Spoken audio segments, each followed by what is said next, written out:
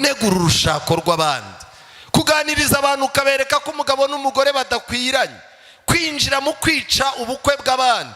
Abadiyakoni bajya mu bujajwa bagacanganyukisha inama y'itorero. Ndagira ngo mbabwire ngo uyu munsi mu bintu bigiye kububuza ijuru, umunwa nicyo kintu cya mbere.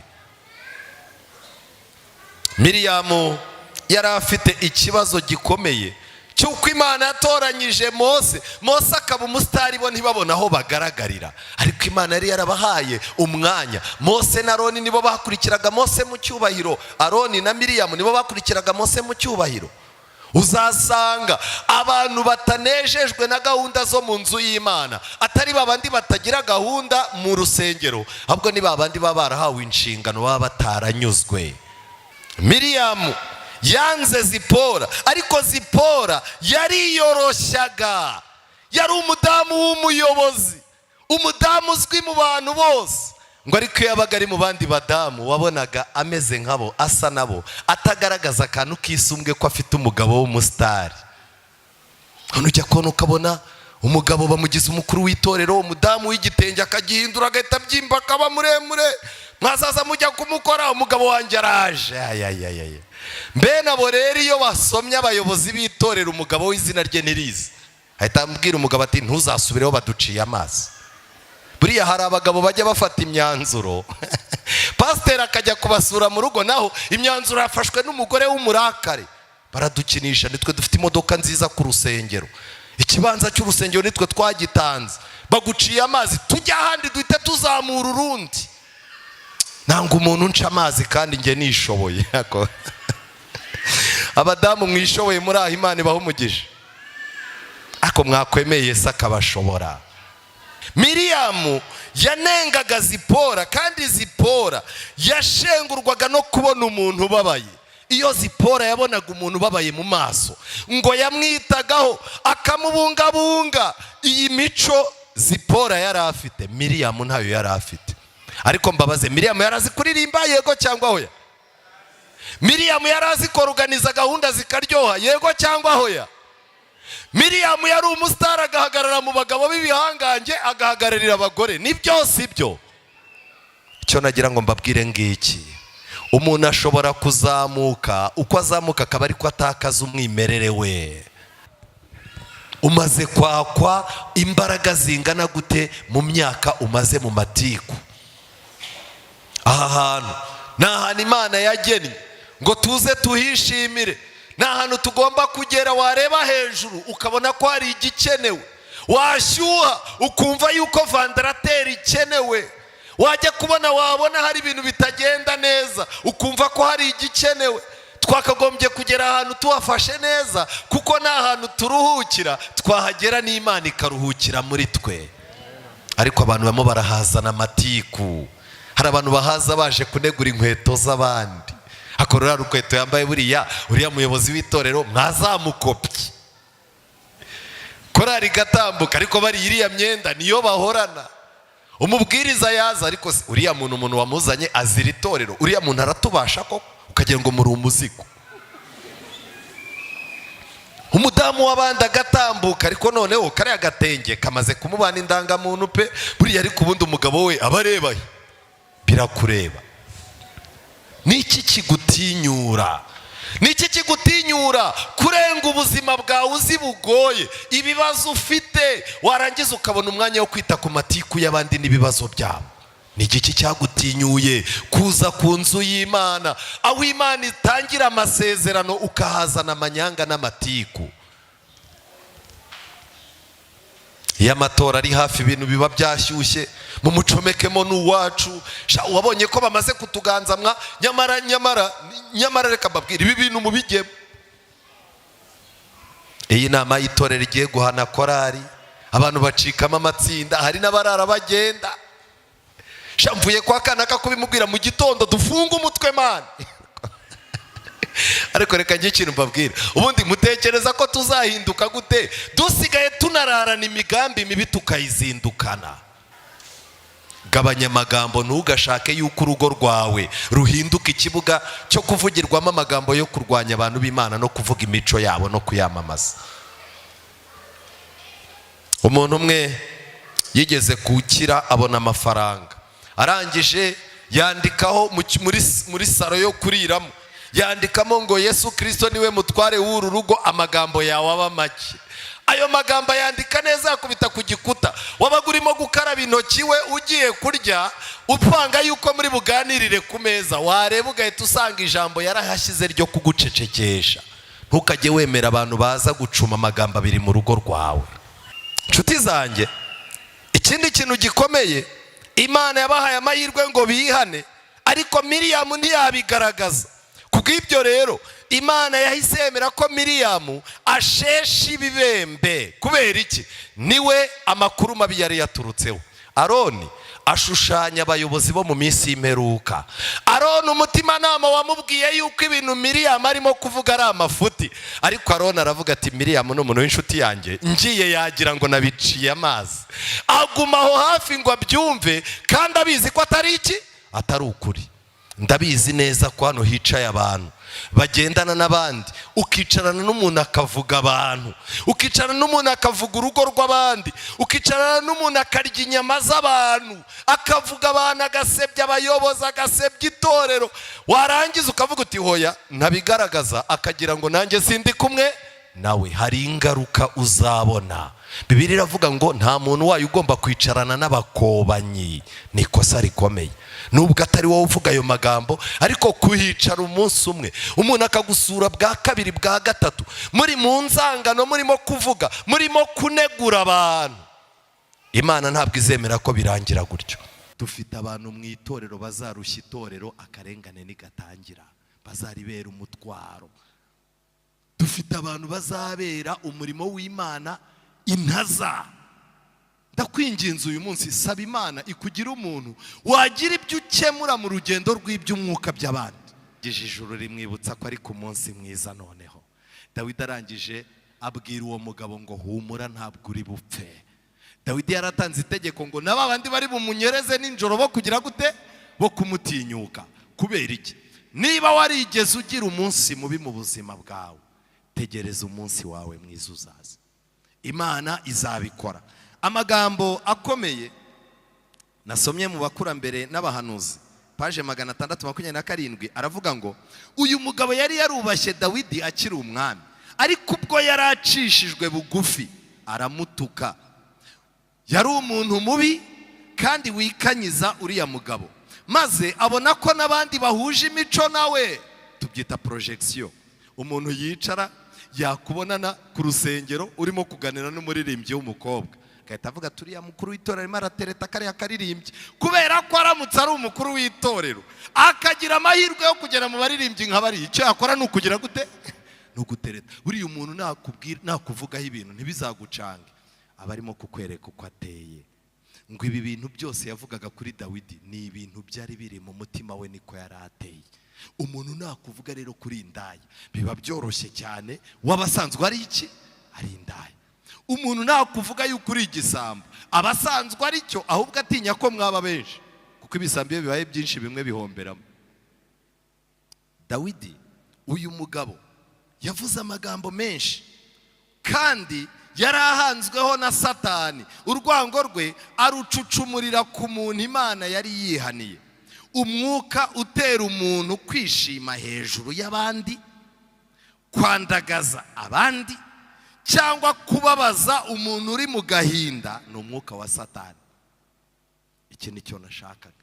Niba muri abana b'Imana, nubona umuntu w'Imana ari mu bigeragezo, ariko umunsi we mubi, Kigali yamubanye mbi, urushako rwamubanye rubi, ubuzima bwamutengushye, inshuti zamugiye kure, ndetse no mu nzu y'Imana bisa naho aho yagombaga kuruhukira ariho yagiriye ibibazo. Ujye wirinda ibi bintu, ujye wirinda kwishima umuntu uri mu bibazo hejuru, kuko nawe ejo bizaza. Nta gikuta wubatse kizatuma bitakugeraho. Ujye wirinda kwandagaza umuntu, niba yanahuye n'ibibazo akaba yabigizemo uruhare, ntukamwandagaze, kuko amakuru, abantu nibamara kumenyera amakuru yawe bazakenera kumenya season nawe yawe.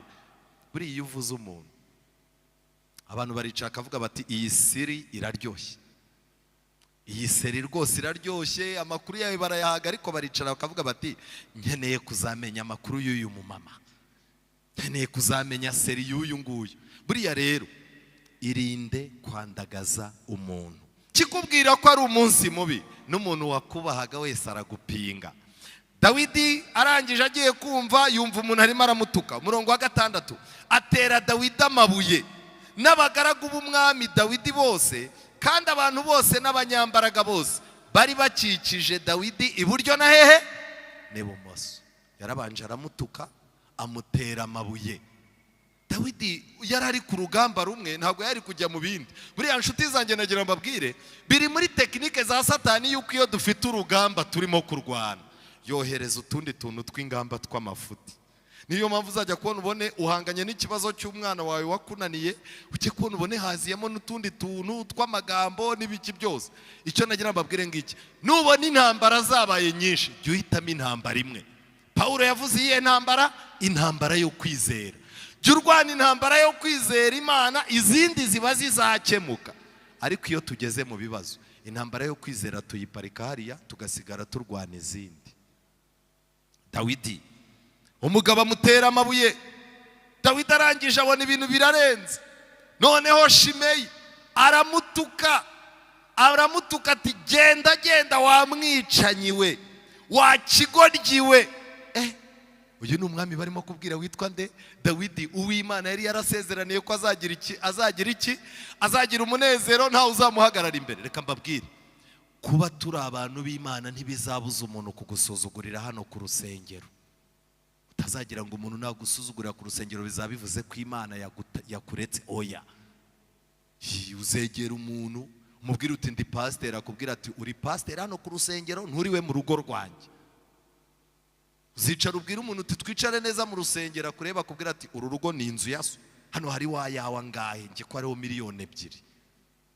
Numureba ahita akubwira ati nejo uje nabikubwira, ibi ntago bincitse. Ugahita uvuga utaha. Buriya nubwo mwicara mureba imbere, ntago mwese muba mureba imbere.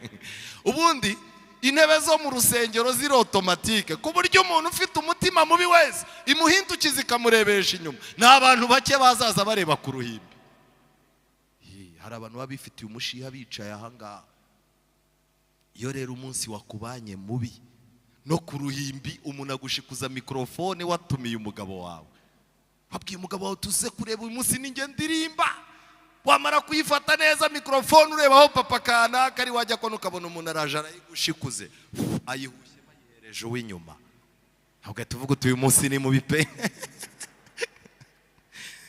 Cyo nashaka kubabwira nihuta, Dawidi bamwishe umwicanyi ngo niwe wishe Sawuli.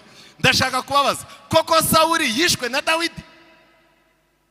Nasomye amagambo mu mwuka buhanuzi avuga ngo umwami Imana amenyereye kubana n'abitwa uko batari. Amen. Gukorana n'umuntu mugashobokana, kubana n'umukozi wo mu rugo akaramba iwawe, biragusaba kwinogora ijisho. Ikigeragezo ni cyiza, aho kugira ngo ukigiremo ibikabyo, jya usenga cyane Imana ikwereka igihe icyo kintu kizamara. Kuko hari igihe tugira ibikabyo mu kigeragezo tuzi ko kiri bumara amezi 2, naho tuzamarana na kimyaka 10. Ubuzima burimo burasaba yuko abantu biyaka ubunyangamugayo. Hano hanze hari akazi karimo gusaba abakobwa kwinjira mu mahoteli bisabye yuko babanza kwinogora ubusugi. Gushobokana n'abantu birimo birasaba gutamba ubudivaniste. Abantu benshi bashobora kuba banicaye ahangaha, ijisho ryarebaga kure ry'ubudivaniste bararinogowe kugira ngo bashobokane n'abantu. Ibyo warwana nabyo jya ugerageza ugere hano mu nzu y'Imana. Iyo uri mu bibazo ubwenge buratakara. Abami b'i Mowabu, abami ba Edomu, abami b'i Tiro n'andi mahanga bariyunze baza gusura Sedekiya ngo abafashe kwigaragambya ku mwami w'i Babuloni. Muri gahunda y'abantu b'Imana ntibemererwa kwigaragambya. Yeremiya yari amaze iminsi atanze ubuhanuzi buvuga ngo ibintu by'akavuyo byo gushwana n'ubwami bw'i Babuloni bubihagaritse, ugende gake, ahubwo mubyare mwororoke mwitonde, kuko Imana yabahaye imyaka 70, mutagira ngo ni ibintu by'iminsi 3-4. Iki kigeragezo kizamara imyaka 70. Hezekiya we, uyu Sedekiya yakicayemo nkaho kizamara amezi 2. Ikigeragezo ni cyiza, aho kugira ngo ukigiremo ibikabyo, jya usenga cyane Imana ikwereka igihe icyo kintu kizamara. Kuko hari igihe tugira ibikabyo mu kigeragezo tuzi ko kiri bumara amezi 2, naho tuzamarana na cy'imyaka 10. Abami baraje baganira nawe, agira nabo ubufatanye butemewe. Uko bwacyaga bukira, Sedekiya yakomezaga gufunga amatwi, ibimenyetso by'amaso byamwerekaga ko igihugu kiri mu kaga. Yahabwaga amakuru n'abasirikare b'abamaneko yuko ubwami bwa Babuloni amajyepfo bwamaze kohereza y'abatasi, kandi umutimanama we n'amaso y'umubiri yamwerekaga ko ibintu bitagenda neza, ariko ngo yageragaho akihumuriza. Ariko reka ngire ikintu mbabaza, ubu muri impumyi ku buryo mutareba n'ibintu bibaye muri iki cyumweru?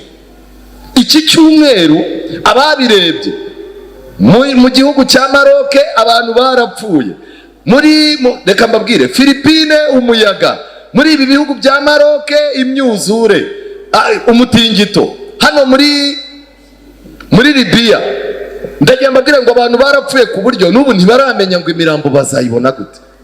Ariko mu gitabo cy'ibibaho mu minsi y'imperuka byerekana yuko ibi bintu nitubibona mu kajagari, igihe kizagera abana b'Imana bo bajye bumva ijwi ry'Imana rivugira muri ako kavuyo rivuga ngo mwitinya ninjye ndahari.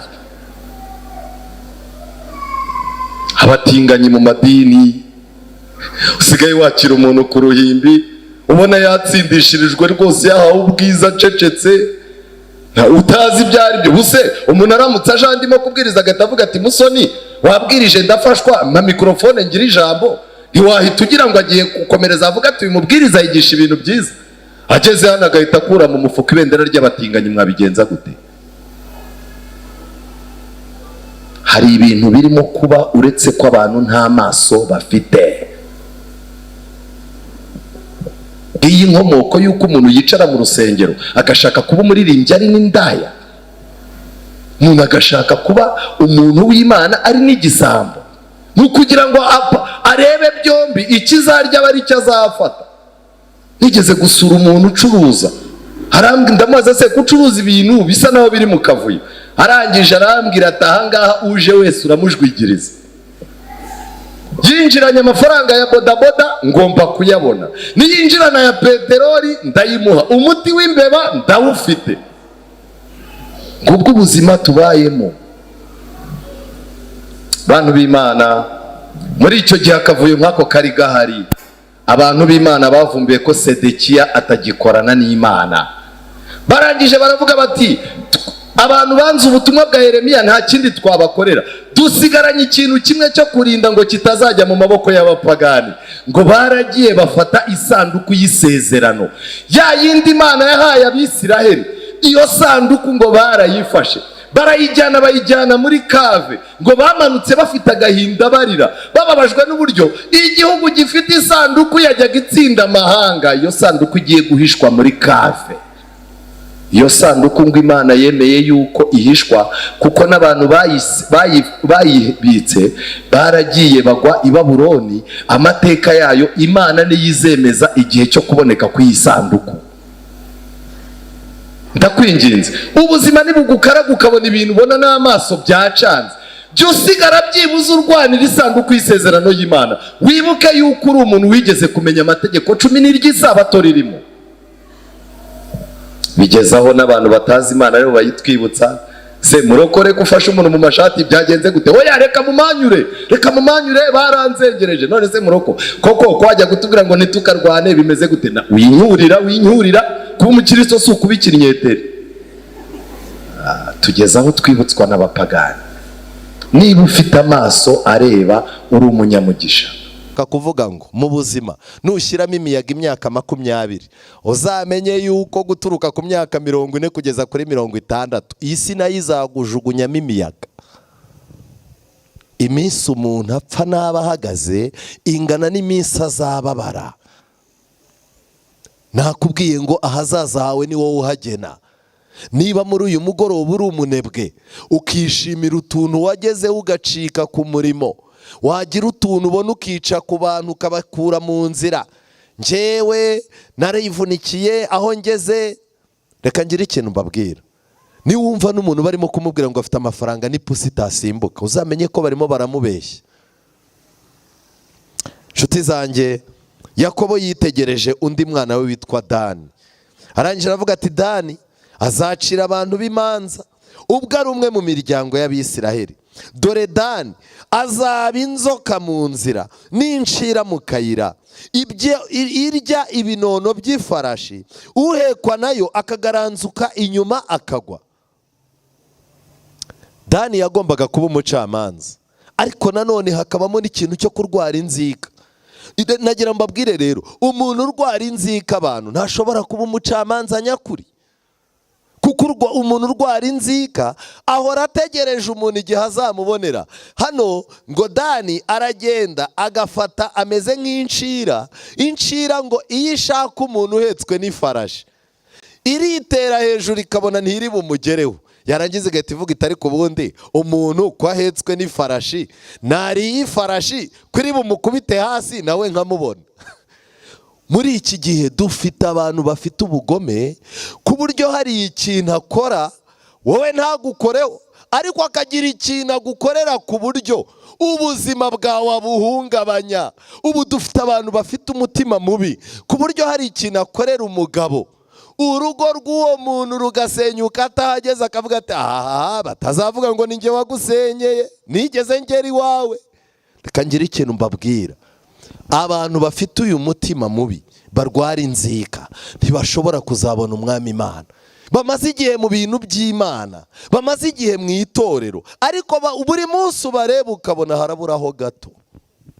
Hari abantu bicaye ahangaha ujya ubona ukabona ibintu by'Imana babijemo rwose, ariyikwaga Satani akamubwira ati haraburaho gatoya bukarekeye aho. Reka ngire ikintu mbabwira, Yesu nagaruka abantu bazaba baburaho gato nta kintu azabamarira. Umuntu utarigeze aba umukristo, uyu witwa Gadi we ni umunyamahoro uraho, ariko afite defo, iyo umwiyenjejeho icyo umukoreye nawe ahita akigukorera. Utazagira ngo ni ibintu by'imikino, umutera urushyi akagutera urundi, ariko aba yiturije, abategereje umuntu uzamwiyenzaho. Iyo umuvuze nawe arakuvuga, iyo umusebeje ari wowe umubanje aragusebya zikakurya. Aricara akakubwira ati nanjye ntacyo undusha.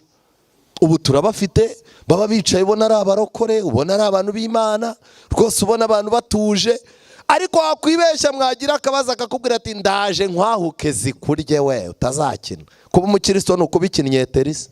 Muri uyu mugoroba nagira ngo mbabwire ngo ahazaza h'umuntu utajya ugira ishyikizo, umuntu utajya wicara mu Mana ngo atuze, ahazaza he ntahari.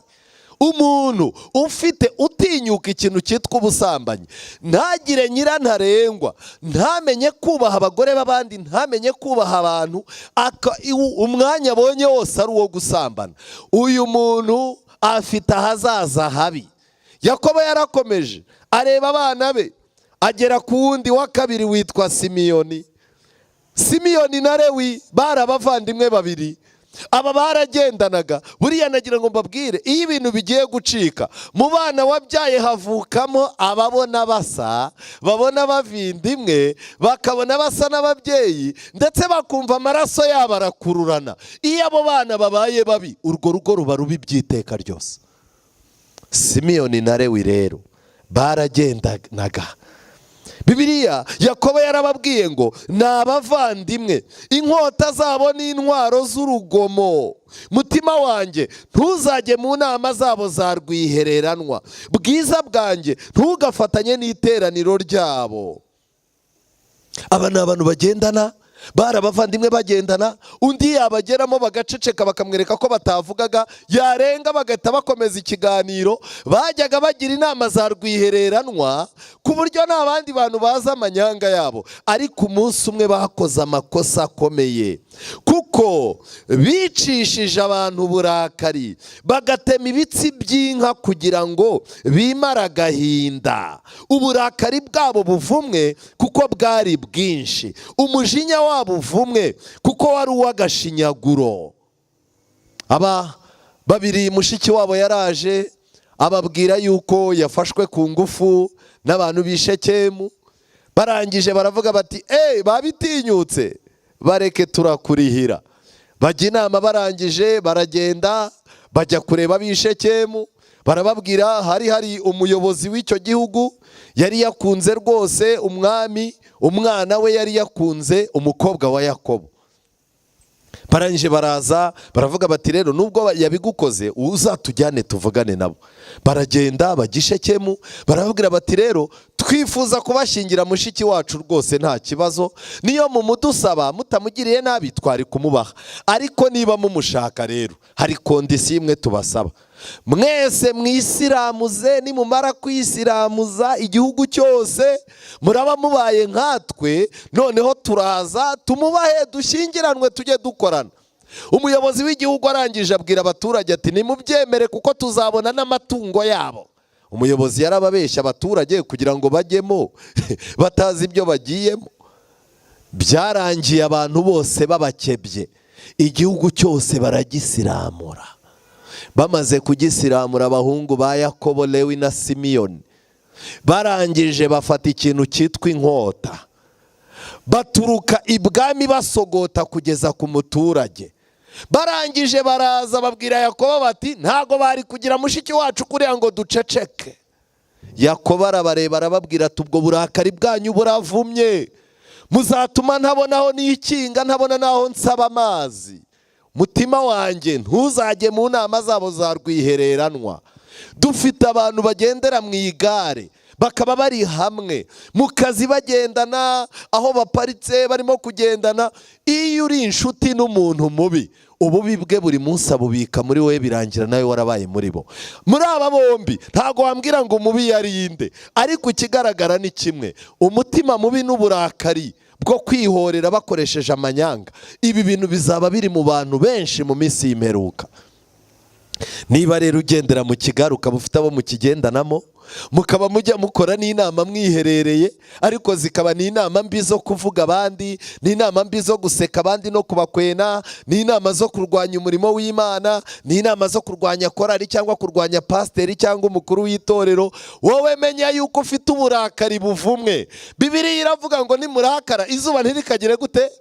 Icyo nicyo kikubwira ko hari uburakari, hari ukuntu urakara Satani akakwinjirana, ariko ako kanya ugasaba Imana igahitiza ikanesha Satani mu mutima wawe.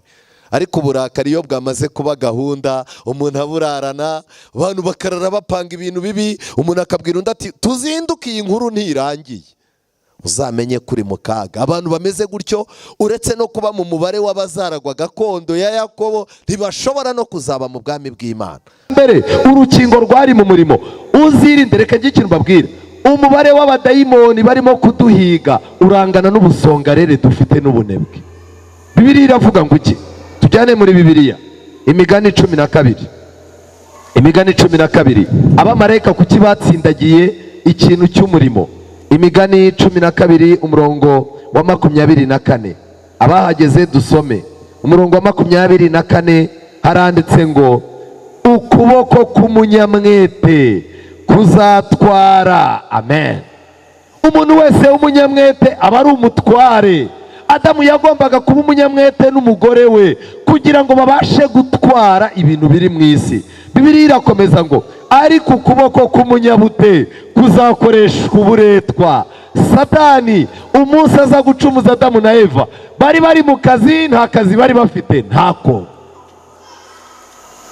Mwabagore mwe, nongere mbibabwire, niba umugabo wawe avunika wenyine, ukirirwa ureba filime, ukirirwa wisurira bene wanyu uri kuri WhatsApp, wifata utuvideo wohereza iwanyu, umugabo akaba ari hejuru ku gikwa, umugabo akaba ibifu byaratobotse, inyama zo mu nda nta nyama kigira, wirirwa aho ngaho, uzabibazwa kandi uzanabimenye. Satani ugutera afite imbaraga.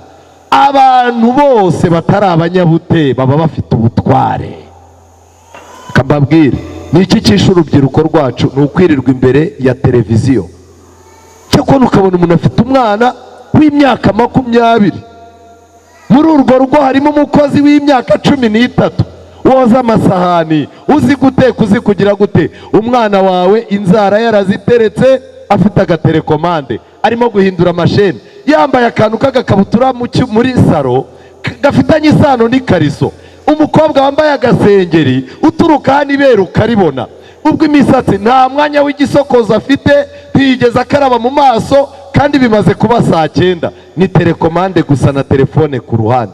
Uyu muntu yazamara iki? Nta kintu yamarira igihugu, nta kintu yamarira urugo rwabo, uretse ko buriya nta n'ikintu yamarira Imana. Abamarayika baraje babwira Adamu n'umugore we, barababwira ngo mugomba guhora murimo gukorera Edeni. Ariko nagira ngo mbabaze, umunsi Satani abacumuza, Bibiliya ivuga ngo iki? Bamaze gucumura bagiye kwihisha mu gihuru. Igihuru cyaturutse he? Itangiriro 3. Uwo mugore, umurongo wa 8, bumva imirindi y'Uwiteka Imana igenda muri iyo ngobyi mu mafu ya nimunsi. Wa mugabo n'umugore we bihisha hagati y'ibiti byo muri iyo ngobyi amaso y'Uwiteka. Uwiteka Imana ihamagara uwo mugabo iramubaza ngo urihe? Itegeko rya mbere ryari ryo gukora. Nongere mbamenera ibanga ku bantu dushaka kujya mu ijuru.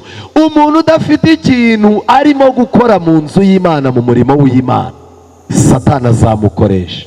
Ariko dufite isezerano ryiza rivuga yuko abantu bari mu murimo w'Imana, nubwo baba abanyantege nke ariko batanejejwe nuko bari bashaka ko Imana ibahindura, abo bantu ngo bazerezwa he? Mu murimo. Abantu bazishima Yesu agarutse ni abantu bari mu murimo. Tuzishime imirimo ishize, abasarurira Imana basoje umusaruro i Yerusalemu nshya. Noneho hazakurikiraho iki? Ishimwe hazaba wishimwe, ntabwo ishimwe rizahashira. Umunsi wishimwe uri hafi, dutera niri wacu. Iyi ndirimbo murumva umuntu w'umusongi mu rusengero hari ikintu azayiririmbaho. Eva yakoze urugendo atari kumwe na Adamu, ngo ageze ahantu umutima namumwibutsa itegeko ry'abamarayika ryo kudatandukana. Ngo ariko ngo muri Eva hazamukamo confidence, aravuga ngo imyaka mfite nuko ngana nanjye ubwanjye ndihagije, mfite ubwenge bwandinda nkava mu kibazo nta kibazo kivutse. Ibyo bintu Satani yongoreye Eva aracyabyongorera abagore. Hari abagore bihaye gahunda z'uko bazaza barya amafaranga y'abandi bagabo, barangiza bakabahamagara bakawohereza ama message akavuga ati icyo nshaka nuko cya kigabo nzakirya ibifaranga, ariko guca inyuma umugabo wanjye ntabwo nabikora. Erega nzi ubwenge bwo kwikura mu bibazo. Nongere mbabwire, Satani aracyari wa wundi wahanganye na nyogokuru wacu. Wabyiganiraga kuri stade, umuntu yagutera w'induru ukamutera inkokora, n'ubu uracyayimutera, yahindukira atari ko wowe nakubonye kuri DVD nturirimba. Umuntu witikuriye umuntu kuri stade narahindukira ati muroko ati ni wowe kuyeze twenda kuzi kuri DVD. Ubu dufite abantu batigeze bahaguruka mu ngamba zabo z'iby'umwuka, batigeze bahaguruka ngo bave mu byo bicayemo bibi bahaguruke bajye kubatizwa, ahubwo dufite abantu bagiye kubatizwa bagendeye mu kagare. Icyaha cyawe wari wicayemo nicyo gereranyije n'akagare, ugasunika akagare kawe werekeza kuri Yorodani ubizi ko ukiri umutubuzi uri indaya n'igisambo. Hagomba kuboneka impinduka. Abibone n'abirarira bahindutse abagwaneza n'abantu bafite imitima yicisha hehe bugufi. Ariko ubu dufite abibone bamaze igihe mu idini, noneho bamaze kurifata nk'iryabo. Akoze ko umuntu yibona ukazaza ubona arimo no kureba n'abayobozi b'itorero, abakuru b'itorero bareba nisese. Reka mbabwire mwa badamu, Imana yabazanye hano nk'umugisha udasanzwe, kuko Imana ifite misiyo yabahaye abagabo tutakora. Ariko nuramuka utaye intego, Satani akaguhindura umwibone hano akaba ari icyo uzwiho gusa. uzantakaza umuhamagaro. abagore baravuga, ariko imperuka itugeze habi. Nsigaye njya kubona nkabona umugabo baramuhamagaye ngo najye gusubiramo ibyo yagize gute. Abagabo noneho bo barangiye nyuma y'abagore. Sinama z'itorero ntizihamagara abagabo uze kuza bya bintu bisubiremo. Hoya ariya ni amakuru naragiye nyasanga kuri kafe da. Ayo makuru nahure nayo kuri kafe. Uzaze nyine ubivuge mu nama y'itorero. Nimpa mu Imana sinzaza. Ese amakuru witoreye kuri kafe ukaba warayazanye. Kangira ikintu mbabwira. Kimwe mu byangombwa biranga abantu bakijijwe, yarabitegereje asanga baraganira iby'Imana. Bari bahagaze ku irembo ry'urugo, atangazwa n'amahoro yabo. Amen. Yarabarebye abona ni abagore badasa n'abandi, bari bafite amahoro. Mu magambo make, ntabwo baganiraga iby'Imana nk'indyarya.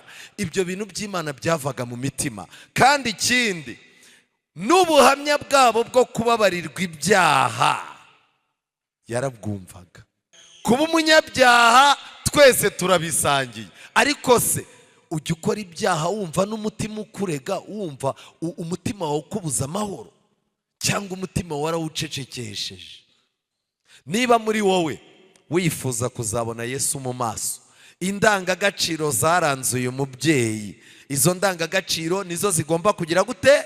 Kukuranga.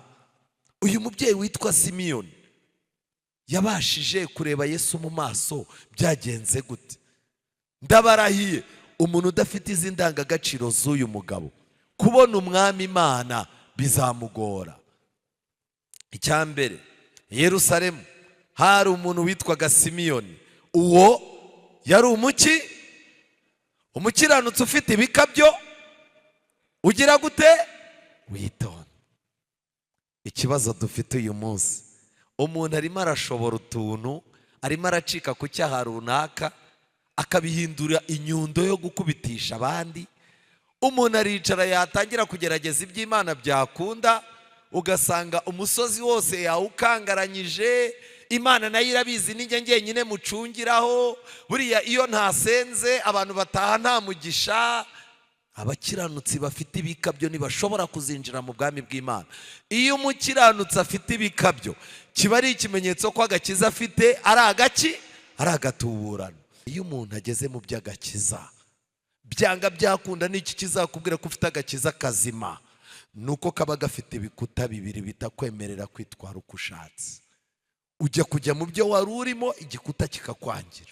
Ujya kujya mu byo wari urimo, igikuta kikakwangira. Kubera iki? Uba warahinduye intekerezo, warahinduye ubwami. Kwiringira TV, ubutumwa bwiza kuri benshi, gukizwa kwa benshi. Matayo 24 umurongo wa 14. Hari ibintu bikenewe.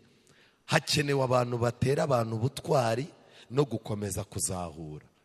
Ukuhuye n'umuntu ukamubwira uti nibyo wagize intege nyizi nizi, kandi izi ntege nke zakurubuza ijuru, ariko turaha ngaha ngo tugufashe, sanga Kristo agushyigikire.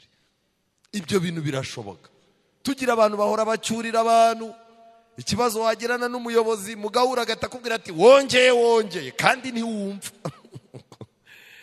Ariko hano haranditswe ngo itorero ku isi rigizwe n'abagabo n'abagore b'abanyantege nke bakeneye ubihanganira. Mu bintu muzaza mukora mugiye gutora abayobozi b'itorero, ntimukajye mureba uburyo ari sharp mu gufata imyanzuro n'uburyo arakara imbere y'iteranira abantu bakabibona, ahubwo mujye mushaka n'uburyo mureba ko ashoboye kugira gute? Kwihangana. Hamagara umudamu ukamubaza uti ko waje wambaye nabi kandi umugabo wari umuyobozi w'itorero, bimeze gute? Agahita akubwira ati niba umugore we warabuze iyo umwambika, ngiye bakubwiye ko umugabo wanjye yabuze. Igisubizo ni cyose cyo. Ukamubwira uti noneho kugira ngo nkwemeze uzibeshye wongere ugaruke wambaye ubusa. Wajya kona ukabona noneho bukeye yari yambaye ijipo, aje yambaye murumuna w'ikabutura. Kicara mu rusengero akagura kakarenza ku kandi. Uyoboye gahunda mukarebana ukabona nta n'ubwoba afite.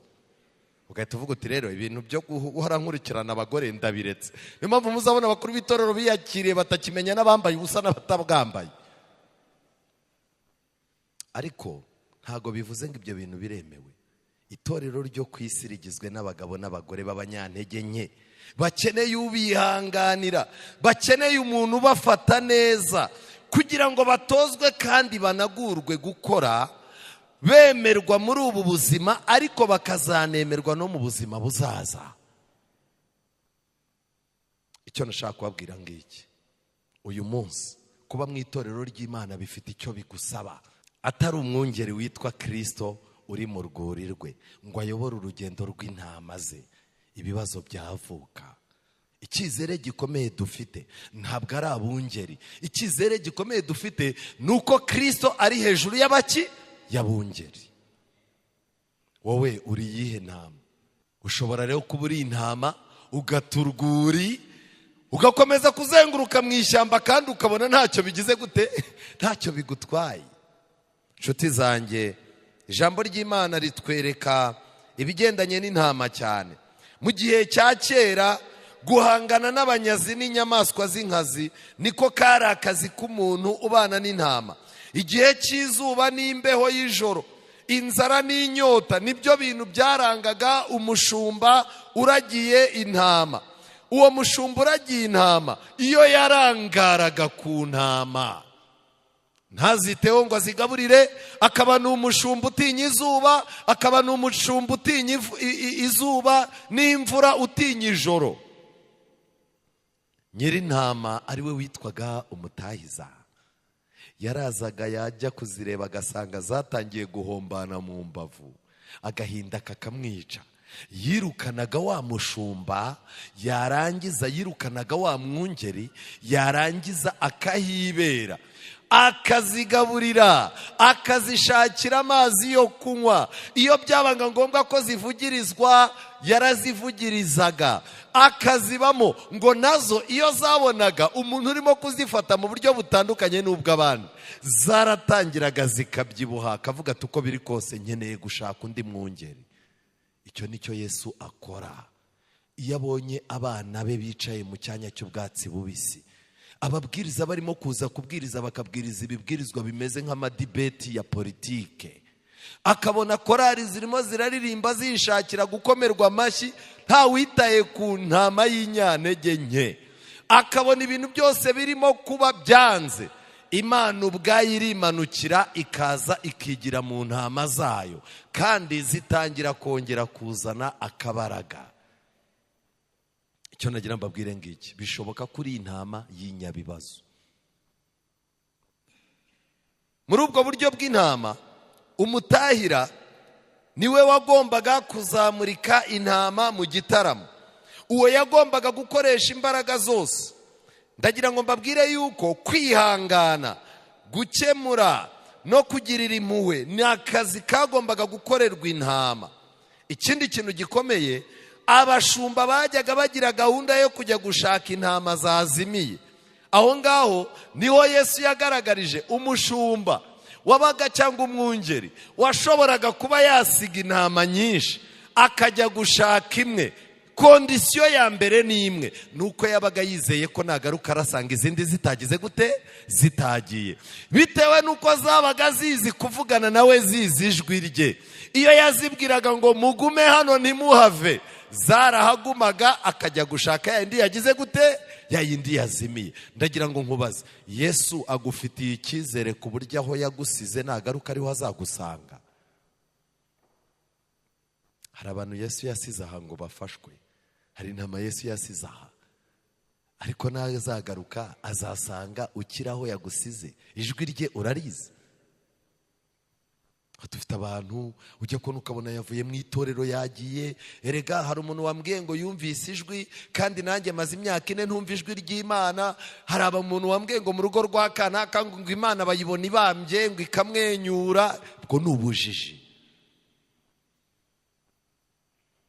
Yesu naza azagaruka asanga aho yagusize ariho ukiri.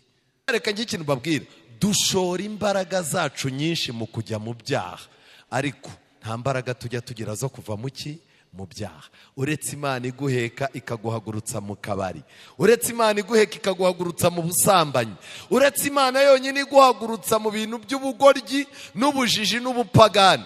Imbaraga bidutwara kujya mu byaha, imbaraga ziradushirana ku buryo kugaruka ntitwabishobora. Iyo umuntu abonye iyo ntama yari yatakaye rero ayishyira ku bitugu, kuko nta mbaraga zo kugaruka ifite. Kandi iyo ayigaruye, ayibonye ayiterera ku bitugu yishimye. Yagera mu rugo agahamagara inshuti ze n'abaturanyi be akababwira ati twishimane kuko mbonye intama yanjye yari yagize gute, yari yazimiye. Ndababwira yuko mu ijuru bazishimira batyo umunyabyaha umwe ugize gute, wihannye. Amen. Hari abantu bicaye hano batuma ijuru ritagira ibirori. Ijuru rigira ibirori iyo umunyabyaha wari waraguye agize gute, iyi ntama yari yaratakaye yagize gute, yabonetse. Bishoboka yuko ushobora no gutakarira muri no kaminuza yanyu mwigamo, ugatakara Imana ikagushaka ikakubura. Wirirwa mu matsinda apfuye, wirirwa ugenda ku buryo nawe wicara ukibaza utariko njya guhaguruka nzahangaha ukuntu nari inteye, uko nasengaga, uko nasomaga, ikinyabupfura, ubuzima, papasi zo kubaho nari mfite, ko nsigaye numva narajagaraye, byagenze gute? Ushobora gutakarira hano ushobora kuhatakarira. Hari iwacu i Kigali ubu hari abakobanyi bavuga ko amadini ari igipindi cy'abazungu, ko nta muntu usobanutse mu mutwe wakagombye kujya mu rusengero ngo aricara ngo arasenga. Ayo ni amagambo avugwa n'abantu bakomeye, ni amagambo avugwa n'abantu bize hanze, ni amagambo avugwa n'abantu batanakandagiye mu ishuri, bamwe ariko bagize amahirwe babona amafaranga. Iyo wicaranye n'abakobanyi ukuramo akaga. Yesu yari ari imbere yabo, bari barimo kumukoba, bakoba ubutwari bwe, bakoba misiyo ye. Kwicara muri abo bantu baca amazi iby'agakiza byarangiye Petero nawe abaye nkabo. Hari igihe wicarana n'umuntu ugasanga ibintu by'Imana yabiciye amazi, abantu b'Imana arimo aravuga ko ari abantu b'injiji. Waba urimo nko kureba indirimbo yagufashije yarangiza ngo tunga ubuse ngo aba baririmbyi ngo urabona baririmba ibintu bazi, ukabona ibintu byose ni umukobanyi. Uzirinde kwicarana n'uwo muntu kuko azakwanduza. Yesu yabwiye Petero ati wowe Petero arangije ati njyewe no mu rupfu turaba turi kumwe, ariko databuja ubanza unyitiranya. Abandi bigishwa baravuga bati rero ubwo Petero yemeje bosi, reka natwe tuvuge, natwe turi bubane nawe. Ngo Yesu arabareba asanga umunwa n'umutima ntago biziranye. Hari umuntu mubana, hari umuntu mugendana, ugasanga amagambo afite ku munwa n'umutima nama we nta sano bigirana. Hari amagambo umuntu aririmba, umutima nama yataho, umutima nama ukamubwira ngo ariko uzi kuri igihangange, hariya amagambo wayatinyutse ute ko ntayazi? Kandi uri umuntu umwe, wowe ubwawe urabizi ko wahishe ibicumuro mu mutima nama wawe, urabizi yuko uri umusambanyi, urabizi ko uri umusinzi, ariko korari yazanye indirimbo nziza. Yesu urabizi ntacyo naguhishe, umutima wanjye ni wowe wiberamo, kandi ndabizi ko uryama mu mutima wanjye ukaryama ugasinzira. Ubwo umuntu aba arimo kuririmba ameze gutya, umubwiriza arimo kuvuga uburyo yabonye Yesu, umutima nama ukamubwira uti bosi gerageza kutabeshya, ibyo bintu umuntu uvuga njye ntabyo gize gute? Ntabyo nzi. Ubutwari Petero yari afite bwari ubwo ku munwa. Njya nterwa ubwoba n'abantu benshi birirwa bavuga iby'itegeko ry'icyumweru, niriramuka ritangajwe njyewe nzaba ntuye ahantu mu nkengero, amafaranga n'ikarita nzaba ntakibifite, abana banjye nzaba mbakontorora ibyo barya n'ibyo banywa. Mu magambo make nzaba niteguye guhangana n'ibihe by'akaga bizaba bigiye kuza. Ariko ugasanga we n'umugore barigiye kujya muri gatanya, ugasanga yambuye abantu, ugasanga atoranya abantu ku buto n'inzangano z'amoko zaramutwaye. Ukibaza ngo uyu muntu uko ategereje itegeko ry'icyumweru no kubana n'abantu bwabyo byamunaniye azabigenza ate? Hari amagambo tuvuga ku munwa, umutima nama ukavuga ngo ayo magambo njye sinyazi. Ariko uyu munsi wa none kubura amavuta ubwabyo uremera ugasambana. hatazagira umuntu mbona ngenda nsa nabi ndi umuntu w'umusirimu, umuntu w'umukobwa mwiza wiga i Butare muri kaminuza, uwazambona navuvutse. Reka da, Imana nayo irabibona. Ntibibaho. Imana ikeneye abantu bafata umubiri wabo bakawushyira ku gicaniro. Bibiliya iravuga ngo mutume imibiri yanyu ihinduka iki? Ibitambo byera kandi bizima. Mu bigishwa ba Yesu, Petero ntiyakandagiye mu ishuri. Hari ba Matayo bize, hari ba Yuda bize, ariko Petero nawe yahoranaga akantu kababwira ngo ubwenge bw'Imana nibwo bwenge. Mujya mubabona? Ukaganira n'umuntu ukamubwira uti ejo bundi nzambara ndangije kaminuza, yarangiza ukabona koherereje agasomo ngo abatoranyijwe b'abanyabwenge ni bake, ngo Imana yatoranyije abaswa bo mu isi ngo ikoze isoni baki. Ko ni ukubeshya. Petero yiringiraga ubwenge bwe, ariko wakwibaza ngo ubwenge yari afite ni ubuhe? Imana yari yaramuhaye ubwenge bwo kwifashisha mu buzima busanzwe, ndetse nawe arangije akoresha imbaraga ze yishakamo ubucakura. Ariko reka mbabwire, iyo ikibuga cyakunyereranye, ikibuga cyakunyereranye, uricara ugasangira n'umuyobozi mu bya politike, yaguhamagaye akakubwira ati ntunzaneho ibintu by'imikino, agatumiza inzoga, watumiza fanta akabwira ati nimuyizane muzane inzoga, wajya kurya ukavuga uti rero ngewe ndashaka umureti, nta bintu by'umureti muri hoteli, bakuzanira akabenzi dusangira, uranenye ugahita ureba hejuru uti oya.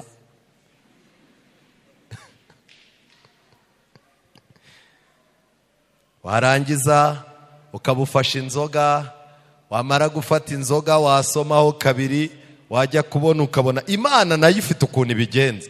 Iyo uri mu bihe nk'ibyo ngibyo, Imana ihacisha umuntu usenga kandi uyihagarariye. Wajya kubona ukabona umuntu araje, komera kana, ni wowe se?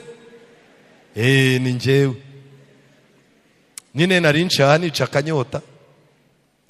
Sawa nta kibazo. Ariko warabuze rero, Imana igahita imubwira ngo mwibutse ko ari umuririmbyi, korari yanyu ko ntaheruka indirimbo nshya. Kandi ubwo wicaye ku giki? Wicaye ku kibyeri. Umuyobozi mwicanye agahita akubaza ati burya se uraririmba? Uti yego ndaririmba. Apo naho abaririmbyi babuze. Arabivuze ntabivuze. Isaki bibitse mu gihe bibaye ngombwa, mu gihe abantu bashaka kumera, bashaka bemeye kuba babi, bagashaka ko nawe uba mubi, jya uguma ku ruhande rw'Imana, wemere ubangame. Yego, aba bantu baricaye baravuga bati twebwe kuramya turabimenyereye. Harimo n'abantu baramya batabishaka kugira ngo bace inshuro. Ariko haje avuga ati uyu munyagwa ejo yihagazeho, n'uyu munsi yihagazeho, noneho byarangiye Hamani abaye ikintu kibacira umutima w'iki? Urubanza. Uzi umuririmbyi wambaye neza mu bandi basigaye bambara ubusa, baradodesheje utuntu ubona bambaye ubusa, asigaye ari we muntu ubona rwose agerageza gushyira mu bikorwa ibyo yizera. Baraza bakamwegera, ubuse wowe udacumurara, ubuse we ntujya utekereza nabi abantu. Erega aba bantu baba bacecetse, bano bantu baba babeshya ngo ni abantu b'Imana, nibo babikuturusha. Hari icyo ubuvuze? Ntacyo. Iyo usigaye uri urugero rwiza mu bantu babi, ububangamye. Bageze aho aba bantu, ndashaka ko muri iki cyigisho muza kumenya ngo ni bande. Ubundi Moridekayi w'uyu munsi ninde? Ese koko Moridekayi arabangamye cyangwa ntarabangama? Ako nshaka kubabaza, ubundi umuyuda w'uyu munsi ninde? Umuyuda nyakuri uyu munsi ninde? Ibihamya birerekana ko ari inde. Ubundi iyo bakubajije impamvu utarya nk'ibyo abandi barya, iyo bakubajije impamvu udasenga ku munsi nk'uw'abandi basengaho, iyo bakubajije impamvu utajya aho abandi bajya, utitwara nk'uko abandi bitwara, usobanura wifashishije ubwoko bwawe bw'abayuda cyangwa utanga izindi mpamvu z'ibinyoma. Ese kuki utanywa inzoga? Iyo nzinywe ndabyimba. Ubwo ngo ni umukirisitu arimo arisobanura imbere yande? Imbere ya boss. Iyo nzinywe ngira gute? Ndabyimba. Ariko ko nabonye mutarya inyama bimeze gute? Oya, hari ukuntu mpita nsesura umeze. Ubwo ngo agize gute? Arisobanuye. None se kuki musenga kwa gatandatu? Papa na mama navutse ariho basenga. ubwo uwo ni umuki, ni umuyuda urimo gusobanura impamvu atagira gute. Uyu mugabo ni umuhanga. Impamvu utanga wisobanura wa mumama we zifite aho zihuriye n'ubwoko bw'abayuda. Ikizakubwira ko abantu bakwanga uzabimenya, ntabwo uzabimenya ari uko wazamuye mu ntera, uzabimenya ari uko wamanuwe hehe mu ntera. Ntabwo uzabimenya ari uko waguze inzu, uzamenya ko abantu bakwanga ari uko wayiteje cyamunara. Umva umuntu aravuze ati Imana imukubise akanyafu naze yicare ku iseta nkatwe. Wibaza utize uyu muntu yarabitse ari amagambo, yarayabitse ariko yari yarabuze aho agira gute ayakubwirira. Uyu mugabo yari yaranze abayuda, ariko kuko nta ntebe y'ubushobozi yari afite ntacyo byari bivuze. Nshuti zanjye, Bibiliya iratangaje. Abagaragu b'umwami bose babaga bari ku irembo. Uyu mugabo Hamani yaratambukaga bakamupfukamira bakamuramya, kuko umwami ariko yari yagize gute, yari yategetse. Umwami yaragiye abeshwa yuko naramuka ahaye Hamani icyubahiro bizarangira Hamani ari ubonye icyubahiro, ariko baramubeshye. Ariko nyine iyo ni ADN yande, iyo niyo ADN ubu amaraso ya Moridekayi kirimo. Nuko ntabwo aramya kuko abantu benshi bagize gute, baramije. Ntabwo akangwa n'amateka y'ibwami kuko aba ku marembo. Moridekayi si umunyacyaro, ni umusirimu wo hafi y'ibwami, umenya ibibazo byavutse ibwami akamenya nuko abyitwaramo. Moridekayi afite n'ubuhanuzi, areba kure akamenya aho ibintu byerekera, ariko ntajya asimbuka mu bitagize gute, mu bitamureba. Suri Moridekayi, ntago waba Moridekayi wirirwa mu matiku y'abagore n'abaturanyi mwashwanye. Moridekayi uvuga ngo bamvuze ngo reka. Niba ushaka kuba Moridekayi, va mu ntambara z'amatiku n'utundi tuntu tw'amafuti, usigarana intambara yo kwizera. Icyo najya mubwire ngiki, gira neza, fasha abantu, utarobanuye amadini. Imana ifite ahantu ibyandika, kandi igitabo kizabumburwa ibihe nibiba bibi. Urimo urandikisha iki? Urimo urandikisha iki? Nshuti zanjye, kuba umuntu w'Imana biradusaba kuguma mu byo twizera. Nagerageje kujya mu gitabo cy'ibihamya, ibihamya by'itorero volume ya 5, page 450. Barabyeruye. Muri iki gihe abaprotestani babona itsinda rito rikomeza isabato nka Moridekayi ku irembo ry'ibwami. Abaki? Abaprotestani. Twebwe turi abaprotestani, ariko iyo bahamagaye abandi ngo baramye, bose bararamya, ukaba uratangiye uti njyewe ku isabato ntago nzaboneka. Kubera iki se ko bagenzi bawe bose babyemeye? Munyihanganire, njyewe mfite imisengero inyuranye n'iyabo, ariko kuki mubangama? Ubuje wabiki? Dufite gahunda, tuzajya gukurikira iyo, kandi tuzagikura ari kuwa 6. Kanaka ntazane bya bintu byo gufunga umutwe bye ngo ntazaba hari ngo azabagiye gusenga. Ariko ubundi ubwo mubona mutazabana n'abantu, mubona mutazadukenera. Moridekayi ntajya aterwa ubwoba ko azasigara wenyine. Ntajya aterwa ubwoba nuko azasigara wenyine, Imana izamushakira abantu. Kandi Moridekayi nubwo abantu babona ntacyo amaze, ariko ishushani baravuga bati hejuru tuhafite umuntu.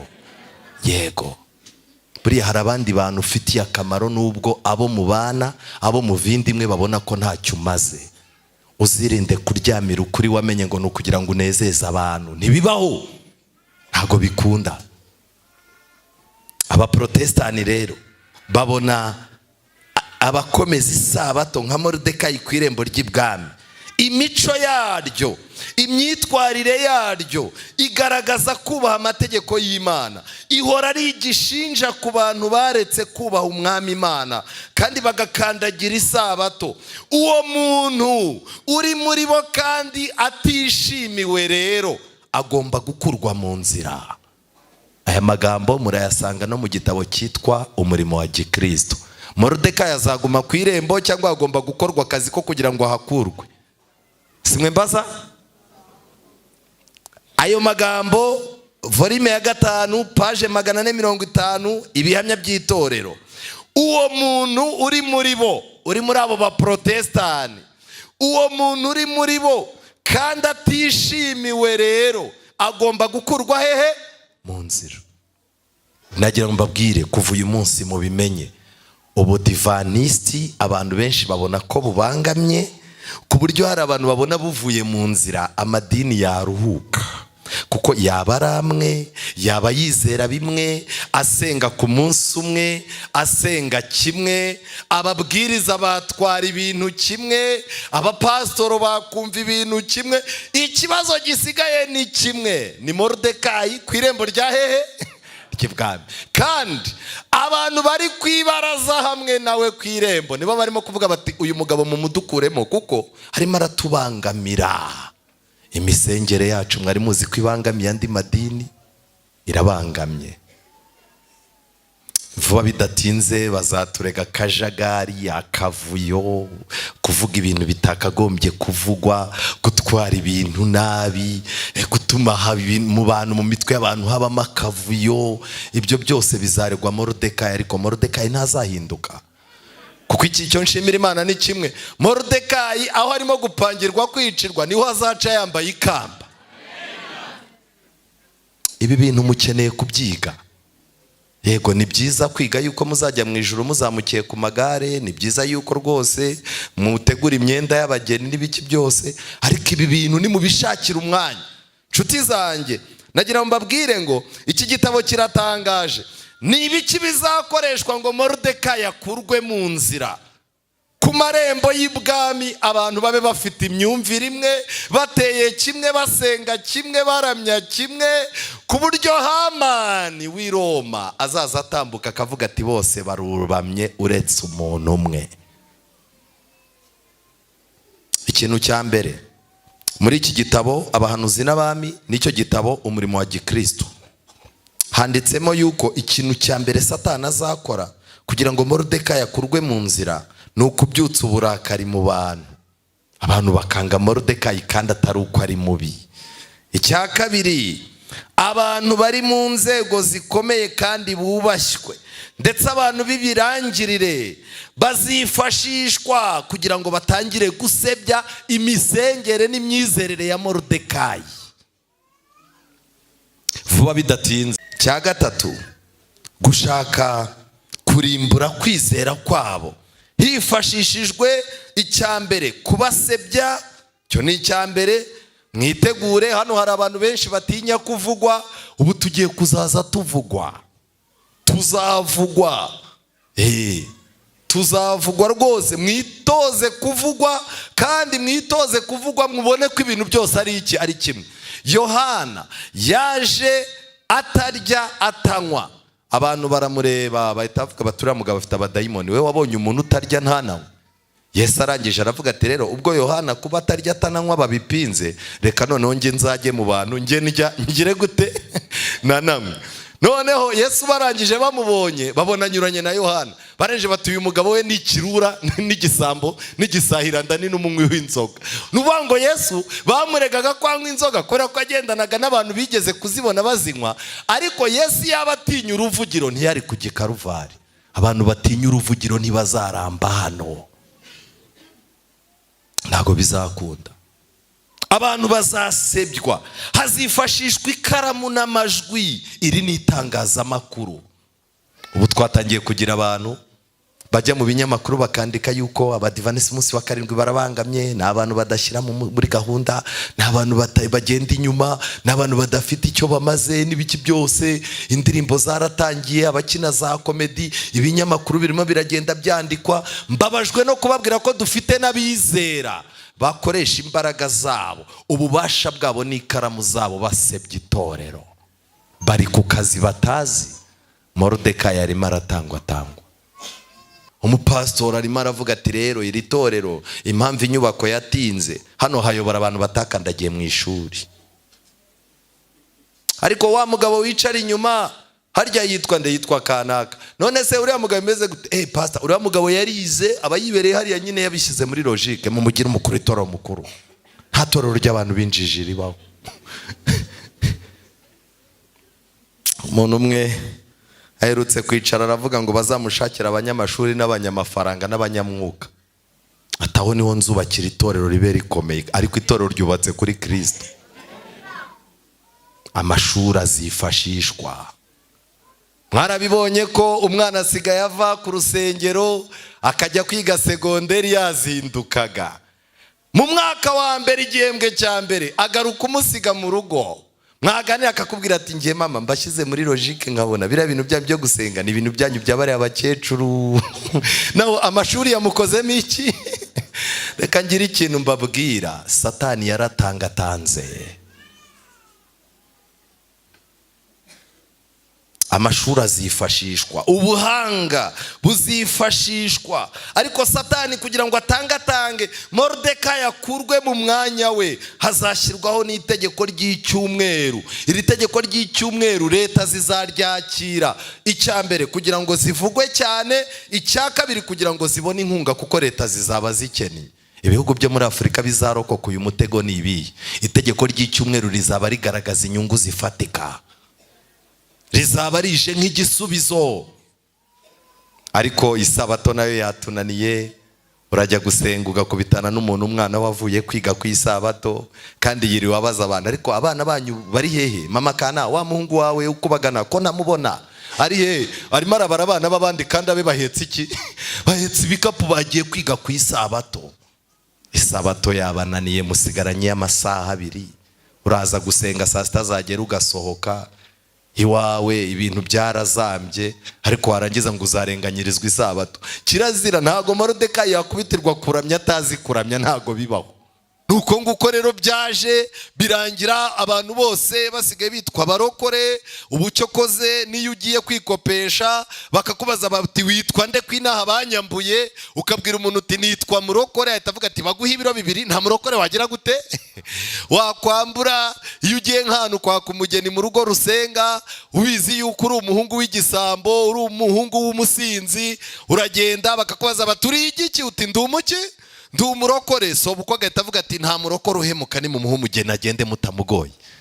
Ubu rero kuba umurokore byahindutse inzira ya bizinesi, kumenyekana. Ariko kubera ko kuba umurokore guturuka kera bisaba kwibombarika ku bintu runaka, hari igihe umuntu yemera akagira ibyo areka atabiretse, ari ukugira ngo akurure amarangamutima y'iki? Y'abantu. Nubwo rero abantu bagushuka ngo uri umurokore, bahereye ku kantu kamwe, bahereye ku biryo wasohoye ukabaha. Hari n'abasohora imyenda ishaje y'abana ukayiha umumama, yarangiza ati ngusabiye umugisha. Abarokore bose barakaba nk'uku wabaye. Imana ni nziza. Ubu abantu bose bagiye bajya gusohora imyenda bagasohora ishaje. Reka ngire ikintu mbabwira. Hari amabwiriza yo kurokoka. Amabwiriza yo kurokoka Imana yandikishije mu ijambo ryayo. Nubwo abantu bagushima ko ari urwego ugezeho, ko wowe byibuze wakijijwe, ko hari intambwe wateye, ntibikakwibagize ko hari intambwe Kristo ashaka kuguteza uyu munsi. Ijambo ry'Imana rirambwira ngo iki? Nimureba neza muri Yeremiya igice cya 17 murongo wa 14, Bibiliya iravuga ngo nkiza Uwiteka nzabona gukira. Amen. Dufite umubare munini w'abantu bavuga ko bakijijwe batarigeze n'umunsi n'umwe bahura n'Uwiteka ukiza. Ariko nanone Bibiliya igakomeza ngo undokore nzagira gute?